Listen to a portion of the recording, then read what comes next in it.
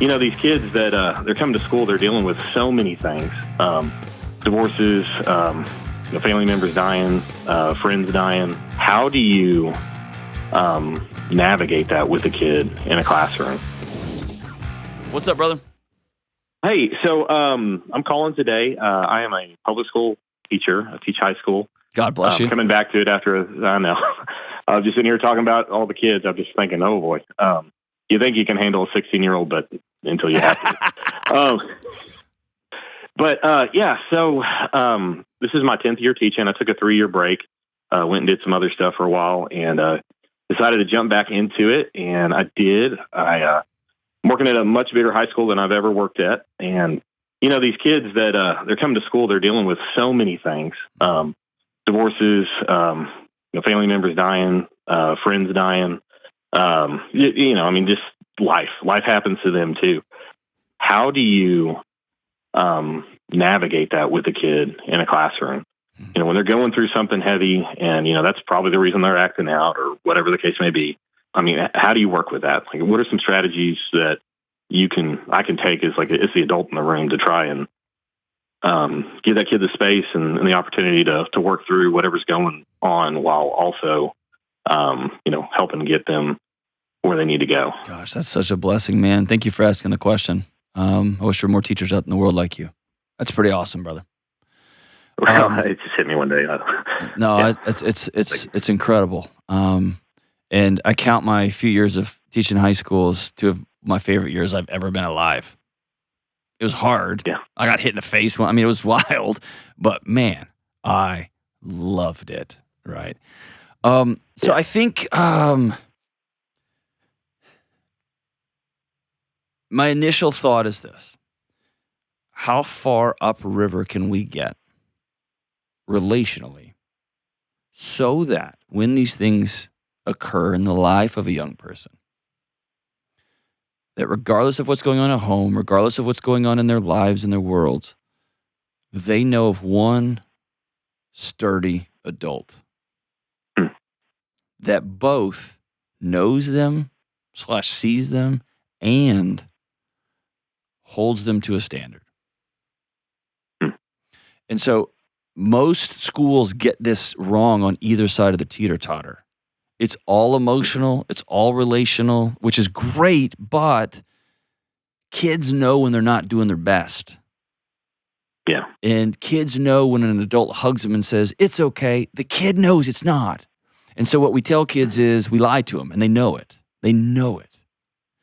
And then the other school says, I don't care what's going on anywhere, anytime.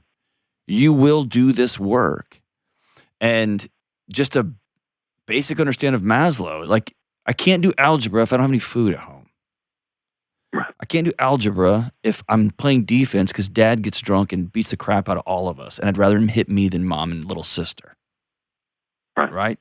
And so I think the middle is this. Something as simple as every day school starts and for 2 minutes, 120 seconds, kids write in a folder. My wife actually taught me this from her college students. They write in a folder. How's home? How's school? How's you? Something simple like that. And obviously it needs to be age appropriate. But what you'll find is, and here's the annoying part, because you don't have any more space in your life. You respond to every one of them. Yeah. Right? Even if it's as simple as, you're a blessing. Thank you for sharing. I see you. I got your back. I'm watching you change in front of me. It's amazing. Right? What happens is it's boring, and then you open one of those folders up and it's like, my granddad just died.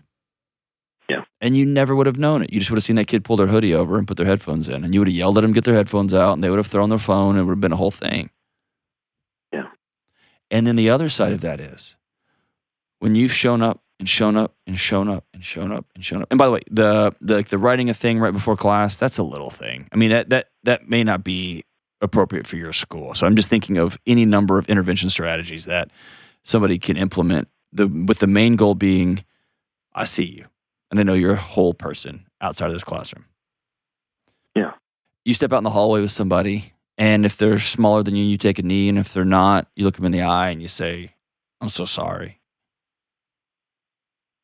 You feel safe to give me a hug. And then you look at them before you head back in. You say, hey, you can't have those in there. You know that.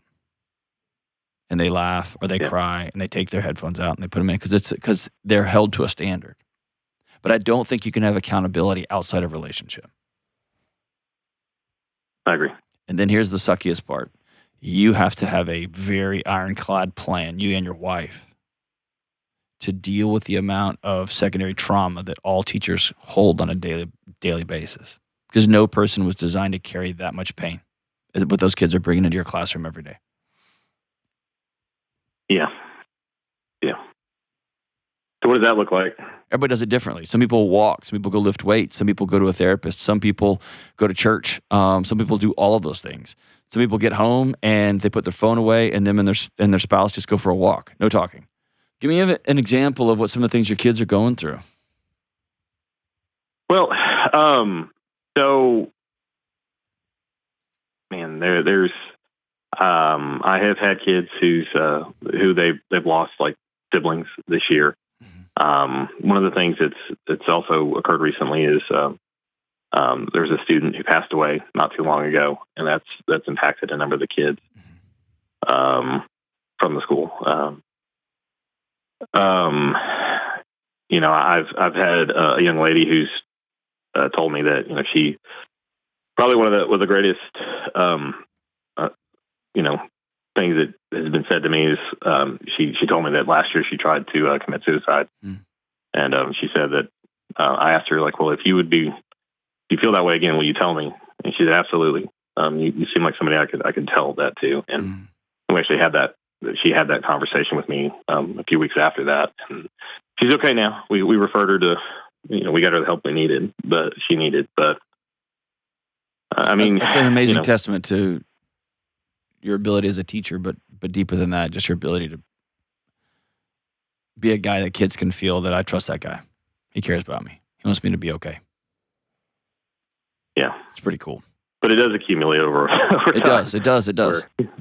So if you've ever listened to this show, I'm always telling people to write letters. I was just a dumb 21-year-old, 22-year-old. That was the very first time I ever enacted that, was when I had a class full of high school kids. And one of their classmates died by suicide. And it was horrific. And I passed out papers to everybody. And I said, everybody, I want you to write him a letter. And I read all of them. And it was one of the most important shape shifts for me. And it changed the tenor of my classroom. Because I commented on them. I talked to folks. There was 2 or 3 of the kids that were really personally struggling deeply, and so we could connect them to the counselors. But I remember it being a really important connection point. Because they're never going to raise their hand in front of their classmates and say certain things, but they will write it down. And I was a goofball teacher anyway, but being a goofball, I'd built relationship with them over the course of a year. So when that moment came, we were checked in. That makes sense. Do you think it matters whether they write it by hand on paper or they type it? I mean, is that... I think there is something... baseball? There's some research about the kinetic importance of writing, that when you lose the connection between your head and your hand, it changes things. I'm not smart enough to tell you yay or nay. I think there's something important that says... I think this is a life lesson that we are communicating at the 30,000 foot level, the high school kids, middle school kids, elementary school kids, and college students. That there is a life before and after this class. Take 2 minutes and exhale and check in with yourself where you are. And so I don't think that can be done with a screen. It's too distracting. It's designed for the exact opposite sensation than what I'm trying to get from them. Yeah. And so I think there's something powerful about all screens down, all phones over, pull out your folder. And my wife did this awesome thing too with her college students that I stole and did it with my college students. I did it even with my doctoral students. In that same folder at the end of the class day, she had 3 columns on the page. And the students had to grade themselves. I think it was 1 to 5 on a Likert scale. Like, how was your participation today? how was my class? And how would you, what's one thing you learned today? And I'd go through and initial them just to let them know I saw it. But it was amazing to me how many students would honestly represent, like they would score themselves. Like I gave myself a 2 today. I didn't even read the assignment coming in. I'm sorry. I'll be better. I'll be on it next time. But just knowing that people were cared enough to ask changed the dynamic of the classroom. And occasionally I would learn something. I came unprepared today. My mom's in the cancer ward, and I went to see her last night and get home till late. Man, now I can check in after class, shoot an email to them, let them know, hey, I'm going to extend your deadline this weekend. Don't even have to ask. Like I could do some things around grades and connectivity and things like that. Yeah. But it was amazing. Would just write me a couple of lines and letting them know week after week that I'm checking in on it, what that will do. And sometimes it's just initial. Tell them, if I initial it, great. That means I saw it and I love you and I care about you. I like it. I like it. Good? It's going to be a lot of folders, but definitely we could do it. Bro, so many folders. The other thing that I like about the folder, and again, there's 1,000 intervention strategies. This is just one of 1,000. One thing I loved about it was they also got to decorate it how they liked. And, cool. And people would put crazy stickers on them, write sayings on them. I would encourage that, especially at the beginning of a semester. Bring whatever your wild self to this thing. There'd be hunting stickers and deer stickers and like metal stickers and whatever. Like bring it and decorate it up. Don't do anything inappropriate, obviously, but decorate it up. Yeah. And that was a cool way I got to know these students right away. Like, oh, I know. I was you growing up, or I knew a guy like you, and that's pretty cool. And this guy's going to be just a box of turds, and I can't wait to get to know him because he's going to be fun, right? But whatever it is. So I think it's, at the end of the day, how can, in the context with which I live, how can I develop relationships and respectfully and with compassion hold the accountability line as often as I can? There is moments when it's like, hey, I need you to step out of class. You can listen to your headphones out there. I know your world just blew up. That's very, very, very rare. But if you go too far on the, it's okay, honey, I'm just going to pat you on the head. You don't have to do anything. Kids know that we believe, oh, you're not enough. The other side of it is like, keep going, and just whacking them with the old 3-foot ruler, regardless of what's going on in their life, just lacks compassion. And students will sing and dance for you, and then they will cut you out of their lives forever. And I don't want them being in a place where they learn to hate learning.